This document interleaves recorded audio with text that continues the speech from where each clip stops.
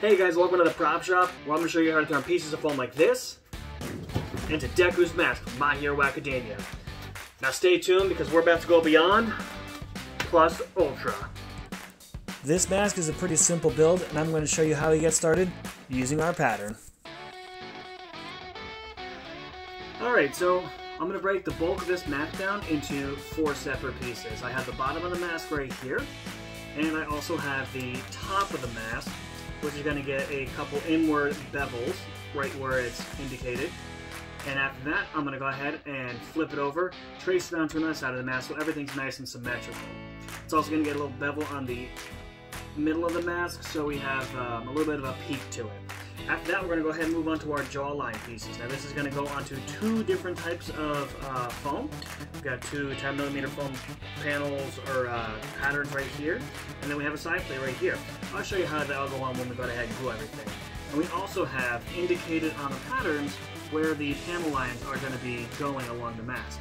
But right now, we have to go ahead and get everything onto our foam and then cut it all out. Now Deku is one of my favorite heroes in My Hero Academia.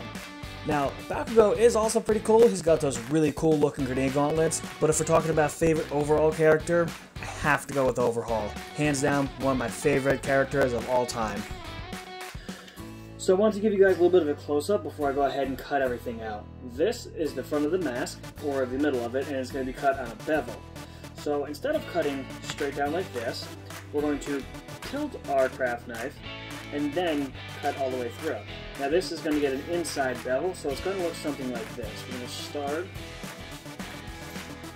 getting to it, and as soon as we get to our pattern, we're going to go ahead and tilt it, and then cut it in on an inward bevel. Just like so. Now that is going to give this, instead of a flat cut, it's going to make it a little bit on an angle. You'll be able to better see it when we go start to glue everything together. But it's going to make everything come to a peak, and that's going to look really good. So let's cut the rest of this out. Now I'm not 100% sure how to make these patterns available for download below in the description. So what I'm going to do for you guys is I'm going to leave a couple of screenshots or a couple pictures at the very end so you can take a couple screenshots of it and hopefully make a mask of your very own. Alright, now that we have most of our, or all of our pattern pieces cut out onto our foam, we're going to go ahead and start gluing everything together. But before we do that, we're going to go ahead and add the panel lines on the sides of the mask right here. In order to do that, we're going to use the same exact pattern that we used to cut everything out with and put them right onto our foam. Well, we're more or less kind of connecting the dots. I'm going to put a dot up here, a dot down here, and strike a line right down the middle. This is going to be a lot easier to do at this step of the game because it's really flat, instead of later when we're trying to make all of our guidelines for our wood burner when everything is all glued together and kind of dimensional.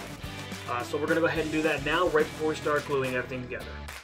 After actually thinking about it, I'm going to go ahead and draw the lines on first, glue the halves of the mask together, and then use the wood burner. That's going to allow us to actually have a nice seamless line instead of trying to match up 2 lines together.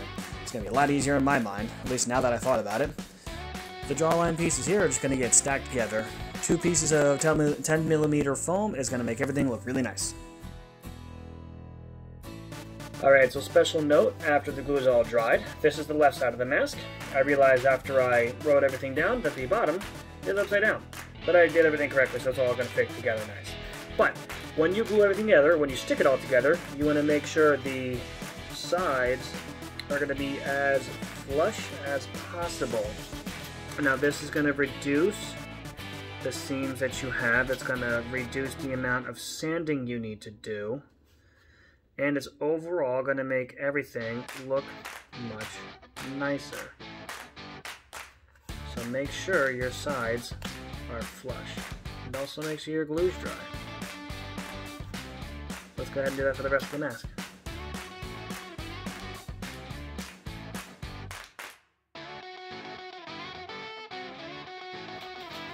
Alright, now that most of it's glued down, we're going to take our 2 halves and stick them together so they can become one. Now, you want to make sure, as I said before with most of it, that your edges line up to reduce any seams along anything. Now after this, we have 3 more steps to do before we can move on to the painting process. Alright, It's coming together great. Now we have the front of our mask. It's going to sit just like this. Now we also have our jaw pieces right here. Now the edges aren't lining up exactly, so what I'm going to do is go and clean these up with the rotary tool, and then I'm going to go ahead and glue it to the back of the mask right here. So if you look on the back side, it's going to look like that. You can kind of see it. And then it's going to look like this on the other side. We're going to take one of our smaller panel pieces, put it right over there, kind of make like a little bit of a sandwich out of it. It's going to look a lot better than what I got going on right now.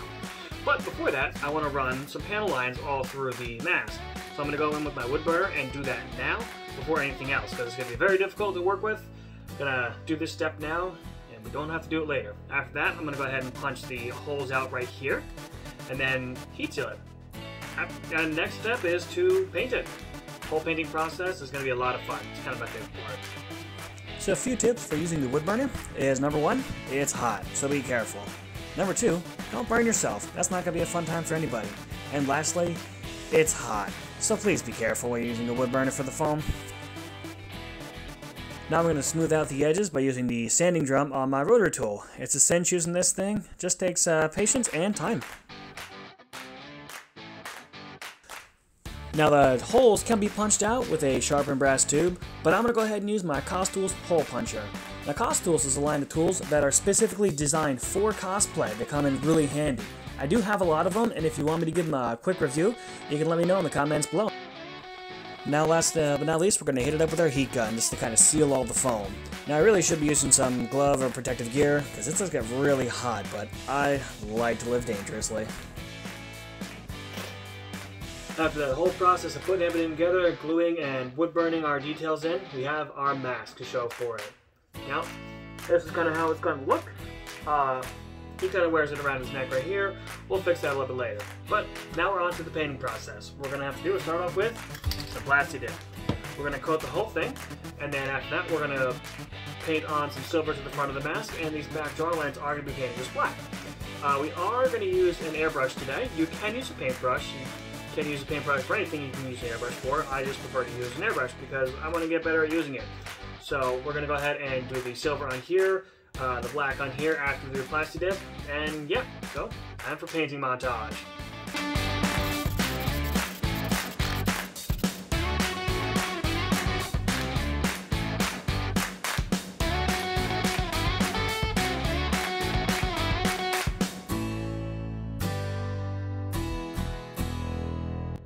And there you have it, guys. Dekus mask from My Hero Academia. Now, the paint job on this came out fantastic. I'm super excited about it.